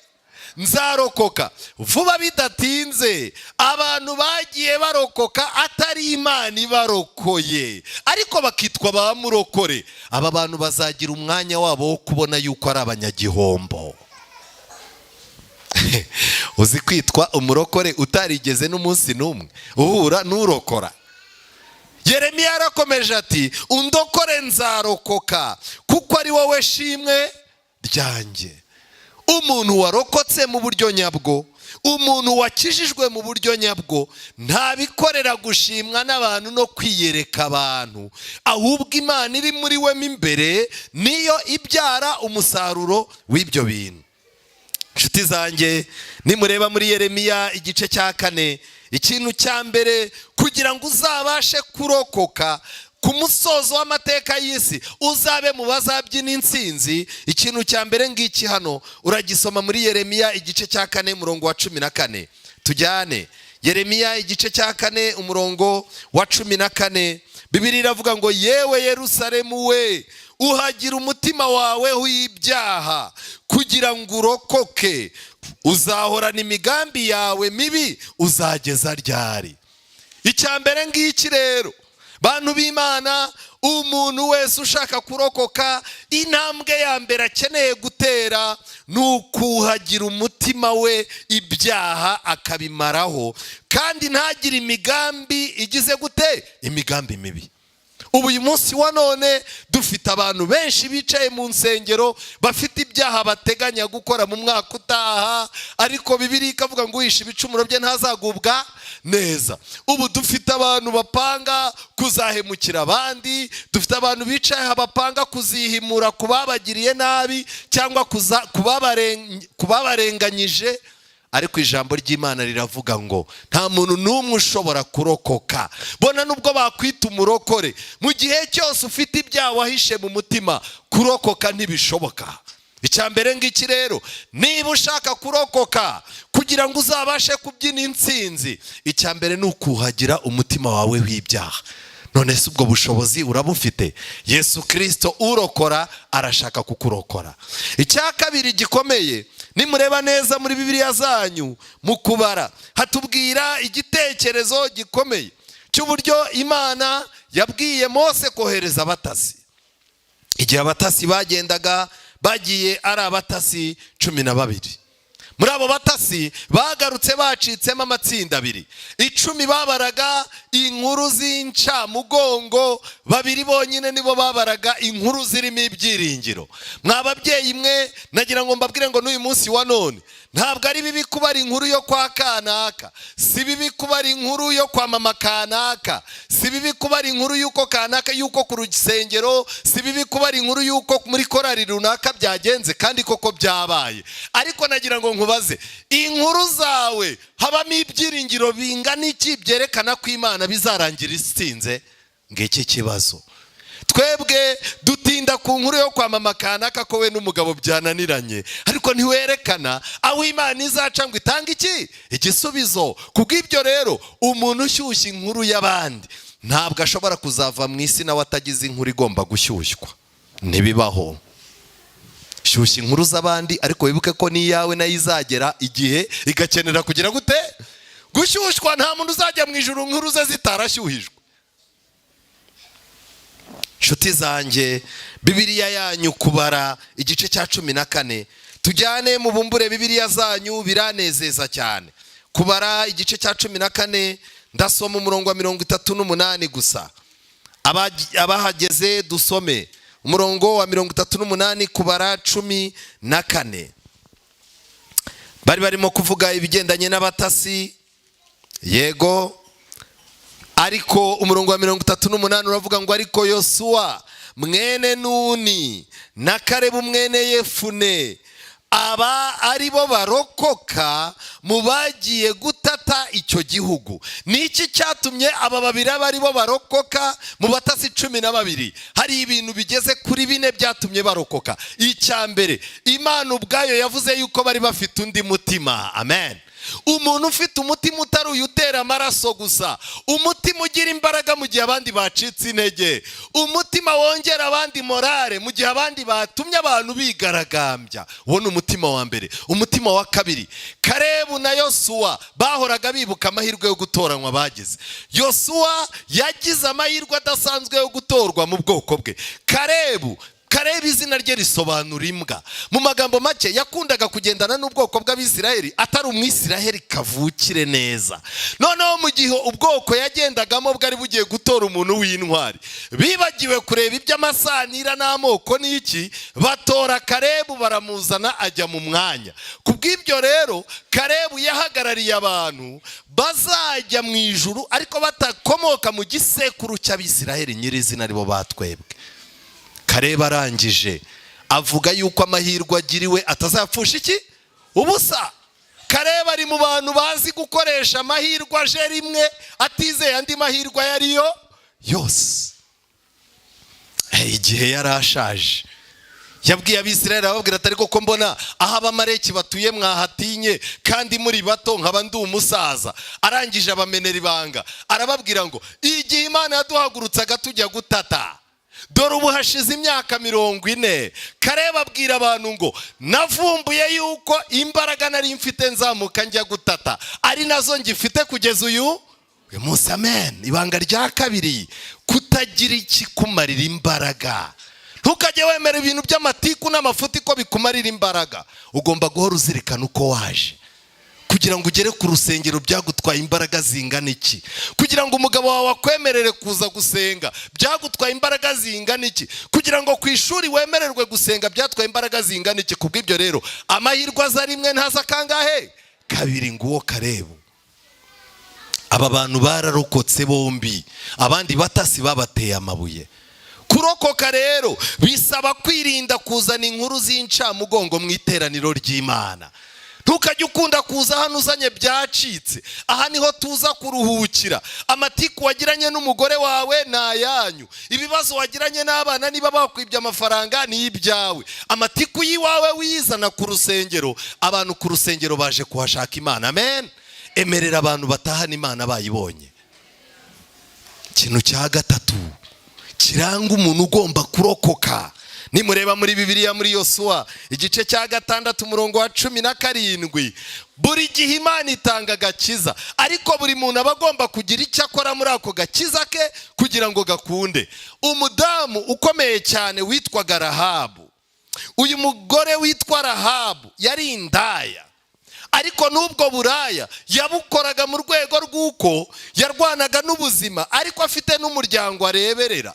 Yari umudamu w'indaya uzwi, ariko buri munsi muri ubwo buraya yabwiraga Imana ngo nkazabona amahirwe rimwe, nkabona imbaraga zimbatuye muri ibi bintu, Mwami Uwiteka wo mu ijuru we, sinazapfa ngize gute bisubiyemo. Nta muntu n'umwe wigeze akizwa atarigeze agira amahirwe yo kumenya uko atwara amahirwe. Wowe nagira nkubaze, amahirwe yawe uyabyaza umusaruro bingana gute? Muri icyo gihe yasengaga gutyo, yagiye kubonabona abatasi bageze gute baraje. Wa mwuka w'Imana wajyaga umwumvisha yuko ataberewe n'uburaya, aberewe no kuzajya mu gisekuru cya Yesu. Uwo mwuka waramubwiye ngo babantu nakubwiye umunsi baje. Bacinjira ntago yababonye nk'abasambane, kuko gusambana yari amaze kubihaga. Imana niyo yinjira mu cyaha ikakumvisha uburure bwacyo, yarangiza ikakigucaho. Arangije arabareba arabamenya, arababwira ati mwa bagabo mwe ntago muzanywe n'indaya za make cyangwa zihenze. Uko biri kose Imana yanyu yatweretse ibikomeye, kuko Imana yabakinguriye inzira. Abagabo bari bakonoje imbaraga bafite ubwoba, baravuga bati burya Imana iragenda ikagera no mu ngo z'iki z'indaya. Iri banga iyaba abitwa barokore bose barimenyaga. Umugabo umwe aherutse kujya mu ndaya, agezeyo aratangira hamagara umudamu w'indaya, arangije amukubita amafaranga mbere. Amaze kuyamuhereza aramubwira ngo ubwo turajya kuryama he? Umudamu w'indaya arangije ati ariko kurimo gusimbuka intera, hari ibintu urimo kugenda usimbuka, nje barabanza bakansuhuza bakanganiriza, tukaganira ukambwira aho uvuye, warangiza ukangurira inzoga tukabanza tukanywa, etape yo kuryama kuri nge iza nyuma. Ubwo umugabo yabivugaga areba epfo areba na hehe na ruguru. Arangije amubwira ati ariko ubundi tutarajya n'ibintu byinshi tujyane. Amujyana ku ruhande ati mbwira uri muntu ki? Nge sijyana ryamana n'umuntu ntamenye. Umugabo aratangira ati urumva, aratangira avuga ibintu byinshi, arimo kujya mu nzara azitonora, areba mu nguni zimwe na zimwe. Umugore ati ndeba mu maso. Arangije aramureba ahita avuga ati we nakuvumbuye, wowe uri umurokore. Undi arangije ati oya, ati rwose, ati nakuvumbuye, ati ufite umugore? Undi ati yego. Amafaranga arayabika. Arangije atumva wa mugabo we, utaye umugore mu rugo uje gushaka abagore bahigwa n'abagabo benshi. Uretse kuba Imana iyagufasha utazapfira muri ibi bintu, ariko ubundi uzapfa nabi. Hituva nanga sindi bunaryamane nawe, genda. Umugabo arangije yagiye ababaye, ariko aravuga ati ni Imana ingeze gute? Hari igihe ugenda ugasanga Imana yagutanze kwa maraya. aba bagabo batangajwe no kubona indaya izi amateka ya Isiraheli no kunesha kw'Imana. Umugore arangije arababwira ati ngewe buri gihe ikintu cyose nkoze mba numva nshaka gukiza umuryango wanjye, ni igiki mwankorera kugira ngo tutazahura n'ikibazo? Baramubwira bati rero ugomba guca umwenda ukamanika agatambaro, kandi itegeko uzaganirize bene wanyu bose mu gihe cyacu cyo kuza gutera, uzabe wabashyize mu nzu, uzaba atari mu nzu ntuzagire gute, ntuzamutubaze. Yatangiye ivugabutumwa rero akurura bene wabo, abafunze mu mutwe yabakuruzaga ineza n'ibihembo n'ibiki byose baraza bazamo. Igihe abatasi bajyaga gutera, noneho basanze uriya mugore afite ubushobozi, urugo rwe rwose abantu bose yashaka gukiza bari mu rugo rwe, batazi bizakurikira ari ugize gute ubizi. Abagore b'iki gihe bararangaye, uracyafite ububasha bwatuma wikururaho bene wabo n'umugabo wawe kugeza igihe bamenye Imana. Ufite imbaraga zatuma ugarura abana bawe ndetse n'inshuti zabo kugeza igihe babasha kurokoka. Ariko turi mu isi isaba yuko buri muntu wese yihakana bene wabo. Ceceka noneho iyo badasa nk'uko ubishaka. Hari igihe wibwira yuko uri imfura ukabona bene wanyu ntibasa nazo. Hari igihe wibwira ko ukize ukabona bene wanyu barasa n'abatindi.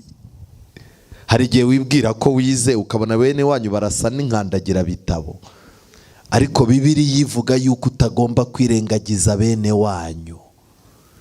Kwirengagiza bene wanyu ni icyaha. Abantu benshi birirwa mu butayu basaba Imana imbabazi z'ibyaha. Satani azaturengagiza atwibagiza iki cyaha, kandi nacyo ni icyaha kizabuza abantu kujya mu ijuru. Ntabwo ukwiye gutwarwa n'amarangamutima uko waramutse, iyo uririmbye ukuntu wumva amarira aje, iyo usenze ukuntu ujya kumva ibintu birimo birizana, ubona ibintu imbere yawe. Ibyo bintu ntukabyitiranye no kwizera. Kwizera si amarangamutima, ni ukuyoborwa n'iki ijambo ry'Imana rivuga kuva mu itangiriro kugeza mu byahishuwe. Idini y'ukuri ibabarana n'abababara, ikishimana n'abishima. Mu magambo make, gusura imfubyi n'abapfakazi mu mibabaro yabo ya buri munsi. Ntabwo mubasura rimwe kuri gahunda zagenwe n'idini, mubasura mu mibabaro yabo ya buri munsi, kuko buri munsi imfubyi, umukene, umupfakazi, buri munsi wose ugenda uzana n'ibibi byawo. Kubw'ibyo rero abakeneye ihumure rijyanye n'uwo munsi.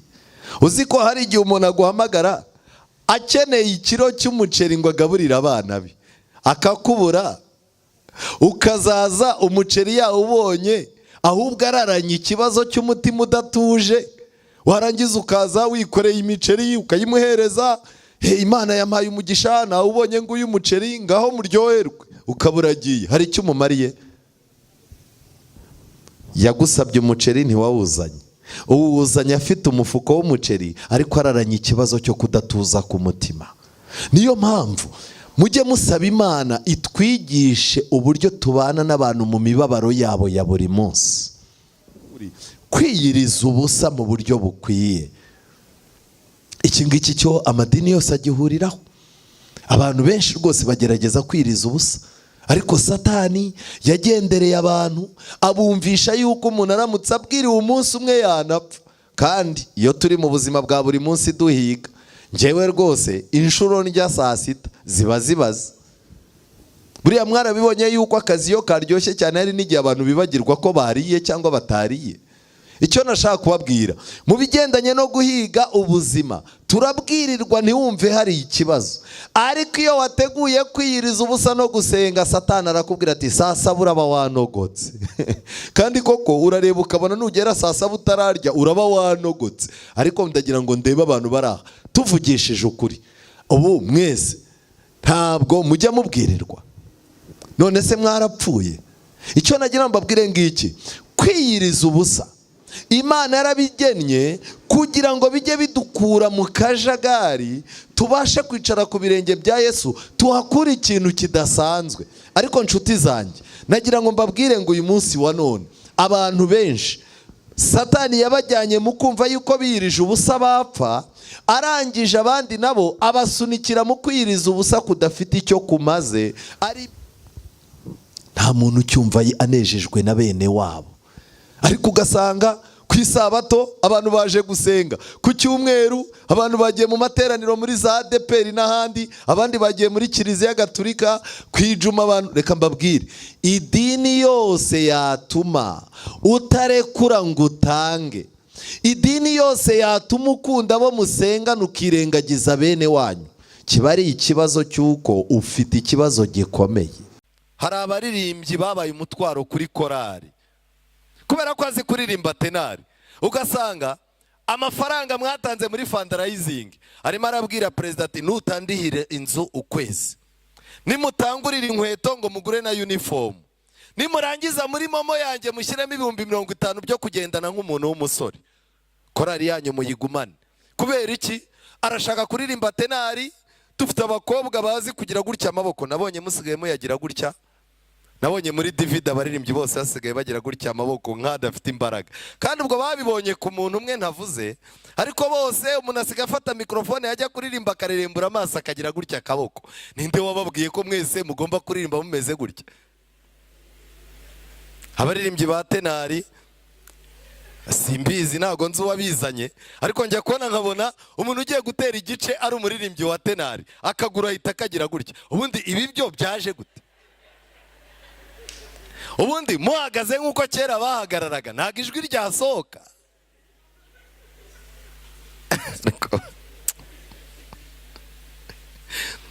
Nashakaga kubabwira, iyo udafite icyo ukora uhinduka umutwaro ku bantu, nuko babiguhisha. Ni gute korari izazihora iguteranyiriza? Itike bateranyije, inifomu bateranyije. Buriya mu makorari habamo abantu bahora bavunika baracecetse, hari abantu bashoye ijwi n'amatiku gusa. Bantu b'Imana, turi ku musozi w'Imana, ariko hari ibintu bituma tutabona ubwiza bw'Imana. Itange, gerageza ukore, kora akazi k'ubuyede. Ntago kuririmba neza bivuze ngo ugomba no kubukora muri hoteli, oya. Hari umuntu tuziranye twigeze guhurira ahantu mu kazi, hari ikiraka twari dutegereje, tugiye ahantu tugiye kwaka ikiraka cy'abasirimu. Amiyera arabyibuka. Twagiye ahantu tugiye kwaka akazi nk'abantu b'abasirimu, tugezeho baratubwira bati rero ako mwashakaga ntago turagatanga, icyakora hari akandi karimo amafaranga ntago nkavuze. Urabyibuka? Twakubise iminsi 3 dukorera amafaranga meza cyane, kandi tukamanuka ku rusengero, repetition tukayitabira, ariko ukavuga uti repetition nirangira ndagurira abaririmbye amata. Akoreka ngiye ikintu mbabaza, ubundi muri korari umaze iki? Byibuze hari ikintu wigeze uzana muri sorti ngo uvuge uti uyu munsi abantu bariye ku mvune zanjye? Gushora itiku gusa n'ijwi. Nimwitoze gukora. Pastor, ibi bintu mbikubwiye kubera ko hari amakorari agiye no gusenyuka kubera abantu bayakamama amafaranga. Baze kuyiririmba mushyire kuri mo 100,000. Soprano ni iki? Noneho hari n'abasigaye bihisha korari ziri bujye muri studio. Ubwo ni ubupagani. Nta mugisha w'Imana uzakura muri ibi bintu niba udafite ubwitange. Ariko nanone ni ikimenyetso cy'ubukristo buke. Ndabinginze nimuze muri Kristo, muze ku Mana, muze mu nzu y'Imana. Imana icana umuriro mu mitima yacu, turahurira abandi. Bitari ibyo uzazima. Hari ahantu hamwe umuntu yigeze kujya gutira senti, barangije umuntu arabwira ati ntimuyibahe batazaririmba neza bakaturuje. Umwuka w'impuhwe nta uri mu baririmbyi b'uyu munsi. Icya gatatu Elena White yavuze kiri mu ndirimbo, indirimbo iteza imbere umwuka wo gukorera kuri gahunda. Uko umuntu ubundi kuririmba ni gahunda, kuririmba ni gahunda, kwambara ni gahunda, isaha yo kurepeta ni gahunda, kujyaho muzajya ni gahunda, iyo mugezeyo uko mwitwara ni gahunda, kurya ni gahunda. Iyo ugezeyo ugasanga batetse imyumbati utayirya, ntabwo uhita uvuga ngo ye baba we ngo baduteze imyumbati. Hoya, ugomba kwicara ukareka abayibasha bakayibasha, ariko ukicara ku meza ugatera umuzingo. Dufite korari z'i Kigali zigera mu cyaro, ariko ahantu badutumiye ubu bari batwiteguye. Bakwitegurira iki? Nshuti z'Imana, nagira ngo mbabwire ikintu cya kane Ellen White yavuze kiboneka mu ndirimbo. Indirimbo ihagarika kwiheba n'igishyika. Mu ndirimbo Imana yashyizemo imbaraga irinda umuntu kwiheba n'igishyika. Ndashaka kuvuga yuko umuririmbyi yakagombye kuba ari umuntu ufite morale, yakagombye kuba ari umuntu ufite courage, udaheranwa n'ubukene, udaheranwa n'ibibazo bye. Umuririmbyi yakagombye kuba ari umuntu ufite ubwiza bw'Imana, ku buryo umuntu atakubona ngo akubone mu musore ukennye, oya. Ariko uyu munsi wa none, uko tutabana n'Imana ngo idusige ubwiza bwayo, niko n'abantu bagenda bavumbura uburyo tubayeho. Reka mbabwire, dufite urugendo runini. Nashimye Imana yuko iri hishurwa ry'uko uyu mwiherero ukenewe Imana yaricishije mu baririmbyi. Kubera iki? Namwe muri aha ngaha muri uyu mugoroba, uko Satani yateze abaririmbyi, ni nako namwe abasanzwe mwumva indirimbo Satani yamaze kubatega. Ubu dusigaye, kera umuntu yajyaga gukoresha indirimbo akajya kuri aba bana b'aba DJ akababwira ngo nshyiriraho indirimbo z'abadive, ariko umudive wasigaye aza akavuga ngo nshyiriraho indirimbo z'abadive uvangavange n'iz'aba bandi. Ukajya kumva akubisemo ngo papa wanjye yaguze igare, ubwo ni indirimbo y'ubusambanyi. Wajya kumva havuyemo Yesu azaza, amen, aleluya, papa wanjye yaguze igare. Mu modoka yawe, iwawe mu rugo, iyi ndirimbo y'Imana ikurikiwe n'indirimbo y'isi, wowe uba wumva uri mu buhe bwami? Bose babona mu maso he harabagirana, batinya kumwigira hafi. Mbere hose Aroni, Miriyamu, abandi bantu bose b'abavandimwe ba Mose bajyaga baza bakamwegera, nyine nubwo yari umuyobozi w'ishyanga, bakaza nyine bakamukora. Muzabirebe, hari ibintu bigenda byerekana yuko ubwiza bw'Imana bugenda budukamukana. Reka mbere ku cyubahiro umukuru w'itorero kera yari afite, kitari ukwiremereza. Iyo wabaga urwaje umuntu yenda gupfa, wahamagaraga umukuru w'itorero ukamubwira uti rero umuntu wanjye uzi ko nababwiye ko arwaye, ndabona atameze neza, muze mube muri hafi tumusengere, nanjye musengere kugira ngo nkomere, ndabona ibintu bigoranye.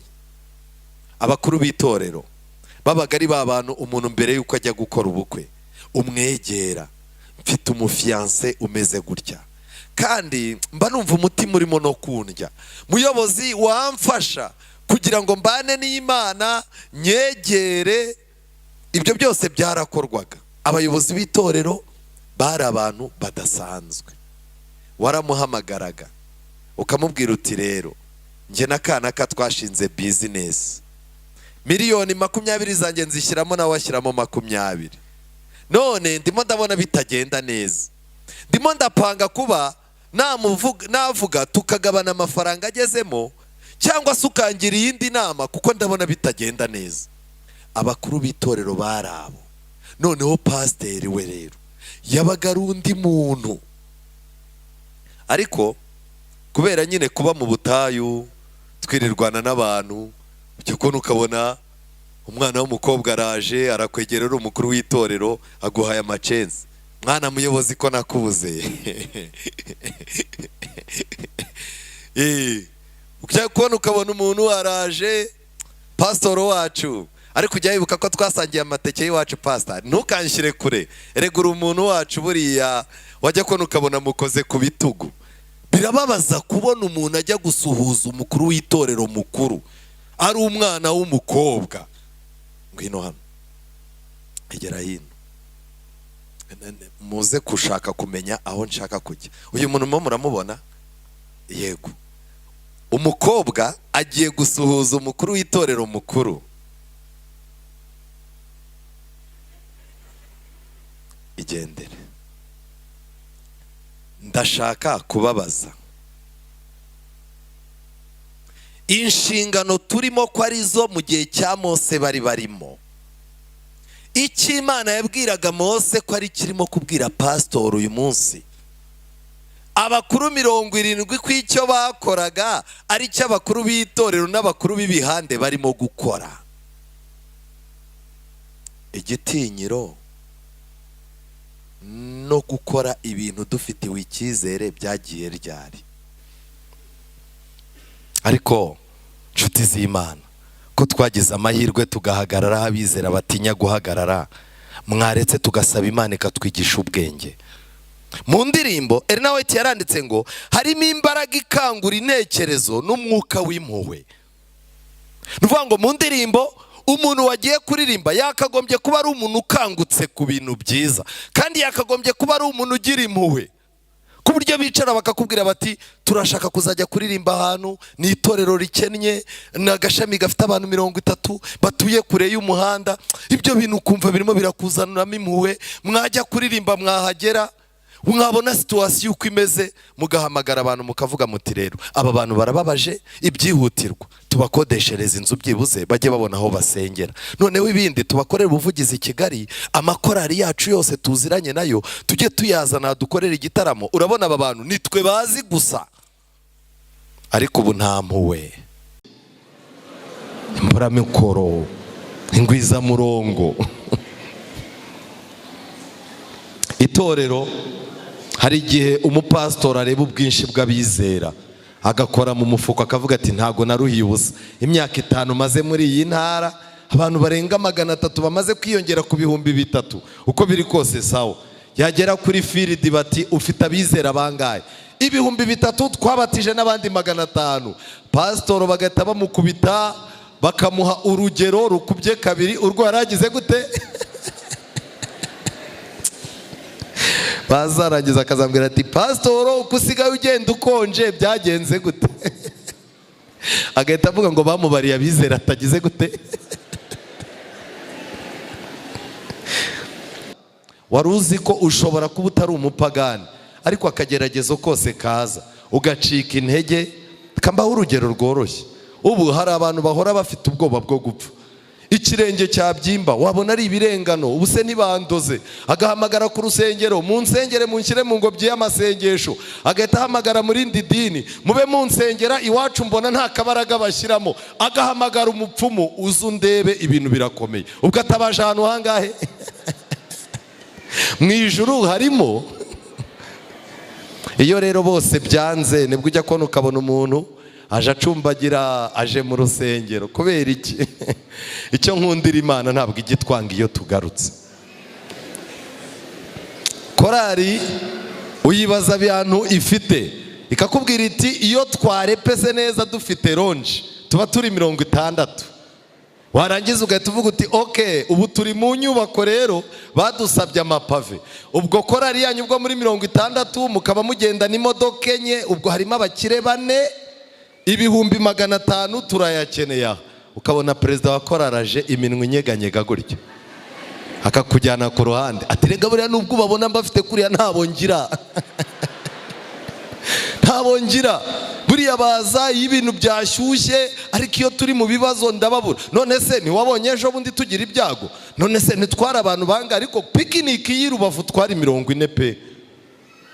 Baba bamanutse nk'iki imburamukoro. None se 22 biratashye. Yo Gideon yagombaga no kubwira Imana ati uzi imbaraga bitwara kugira ngo abantu bagire gute baboneke, uzi kugira ngo abantu bangana gutya bamanuke baze kumugeza imbaraga byantwaye. Imana aramubwiye ngo bakabije kuba benshi. Ntukajye ucika intege. Nubona Imana irimo kugenda yemera ko hari abantu mwagendanaga mu rugendo, hari abantu bari inshuti yawe bagenda bagucikaho, ntibikakubabaze. Imana ibirimo gutegura ikibuga ngo usigarane abushoboye kandi bazagushoboza bakagufasha. Ariko kumva umuntu nari mfite inshuti none zaragiye. Hari inshuti wasizwe n'ishuri, hari inshuti wasizwe n'amafaranga, none se uragira ngo zihagume kandi umunyu uzakurigatagaho warashize. Buriya amafaranga ni nk'umunyu iyo uyafite buri muntu wese aba afite amatsiko yo kukurigataho. Ariko iyo yashize umuntu arakureba rwose agahita avuga ati nta kintu asigaranye. Ukajya kumva no mu rusengero batanze amatangazo y'abantu bari busigare bakenewe, ugashakamo izina ryawe ukagira gute? Korari igatangira igahamagara abo irimo gushimira, turashimira kanaka, turashimira kanaka. Umugore wawe akakunosha ati buriya nawe bagiye kuguhamagara, ugategereza ugaheba. Ariko icyo nshimira Imana, hari igihe mu isi bakwibagirwa, mu ijuru ari wowe ugezweho. Wumvise amagambo avuga, mu gisirikare habamo abantu bazi gutera morali. Kuri mucaka ya mu gitondo ugasanga arimo aragenda ikirenge gikubita ukacyumva n'ijwi, wamureba ukuntu areshya n'ukuntu angana ukavuga uti kabisa uyu nguyu. Ariko haba havuze ikintu cyitwa ikibombe, kabwira abantu ati mugende mujye imbere ndabarebera. No mu nzu y'Imana abo bantu babamo, umureba ukuntu ahagaze n'ikoti yambaye ukavuga uti iri torero rigira umugisha. Ukamureba imodoka aparitse ku rusengero n'umudamu we n'abana be, ukareba ukuntu bicaye bareba gahunda ukavuga uti iri torero mufite uriya muntu mufite umugisha. Yajya guhaguruka, mufite ikibazo mu rusengero, akababwira ati rero mufite ibibazo, ariko natwe mu ngo zacu dufite ibindi bibazo byanaturenze rwose bayobozi, njyewe ndumva iki kintu mwagihindura mukakimura. Abizera bararushye baranakennye bayobozi, nje ku rwanjye ruhande rero ntabwo ngiye kugira icyo mbabwira. Umuyobozi azaza ndebe mu rugo tubivugane, cyangwa mbwire madamu azabivuge. Umudamu w'akabaraje naho umudamu we yikundira amafaranga cyane. Mudamu agahita avuga ati ibintu mukeneye harya mwatubwiye miliyoni zingahe? Ni miliyoni 10 dukeneye, tuzabaha 20,000. Kandi ubwo ni umukire wa mbere hehe. Umuntu wayoboye gahunda wamuhaye mikoro akavuga ati mikoro ipfuye ubusa rwose. Ako uzi kwambara ikoti na mikoro igapfa ubusa. Icyo nagira ngo mbabwire, hari abantu Satani yazanye kugira ngo mu bintu by'Imana bajye baca abandi bantu intege. Byarangiye abasirikare 22,000 bigiye, bamaze kugenda Yosuwa arababara acika intege, Gideyoni arababara acika intege. Amaze kubabara Imana iramuhamagara iramubwira ngo nabo baracyari benshi. None se 22 biratashye. Gideyoni yagombaga no kubwira Imana ati uzi imbaraga bitwara kugira ngo abantu bagire gute baboneke, uzi kugira ngo abantu bangana gutya bamanuke baze kumugeza imbaraga byantwaye. Imana aramubwiye ngo bakabije kuba benshi. Ntukajye ucika intege, nubona Imana irimo kugenda yemera ko hari abantu mwagendanaga mu rugendo, hari abantu bari inshuti yawe bagenda bagucikaho, ntibikakubabaze. Imana ibirimo gutegura ikibuga ngo usigarane abo ushoboye kandi bazagushoboza bakagufasha. Ariko kumva umuntu nari mfite inshuti none zaragiye, hari inshuti wasizwe n'ishuri, hari inshuti wasizwe n'amafaranga, none se uragira ngo zihagume kandi umunyu uzakurigatagaho warashize. Buriya amafaranga ni nk'umunyu, iyo uyafite buri muntu wese aba afite amatsiko yo kukurigataho. Ariko iyo yashize umuntu arakureba rwose agahita avuga ati nta kintu asigaranye. Ukajya kumva no mu rusengero batanze amatangazo y'abantu bari busigare bakenewe, ugashakamo izina ryawe ukagira gute? Korari igatangira igahamagara abo irimo gushimira, turashimira kanaka, turashimira kanaka. Umugore wawe akakunosha ati buriya nawe bagiye kuguhamagara, ugategereza ugaheba. Ariko icyo nshimira Imana, hari igihe mu isi bakwibagirwa, mu ijuru ari wowe ugezweho. Ngicyo ikintu gituma Imana itagikangwa n'ubwinshi bw'abantu. Uyu munsi wa none hari idini rimwe rifite abayoboke benshi ku isi, ku buryo mu gitabo cy'intambara ikomeye umwizera umwe yaravuze ngo aba banyagwa b'abaprotestani ni abantu batize, n'abigisha babo ni injiji, kandi iyo ubareba ubona ari bake cyane. Ariko ubu ntureba uburyo idini ryacu rikwiriye ahantu hose n'ibiki. Umugorozi yaramurebye amwibutsa yuko Imana itagendera ku bwinshi. Icyo nashaka kubabwira ngiki, turangana gutya, ariko mu by'ukuri Imana iramutse ifite abantu bangana gutya, iyi Rubavu yanyu yaberamo ibitangaza. Imana yabwiye Aburahamu yuko ibona abantu 50, isodomu hatazagira gute? Uku muri aha ngaha murangana gute? Ariko ikibazo, mwamanutse mujya kuri Yorodani mumanuwe n'iki? Ese muri abakozi b'Imana cyangwa muri ingwiza murongo? Kwiringira TV, ubutumwa bwiza kuri benshi, gukizwa kwa benshi. Matayo 24:14.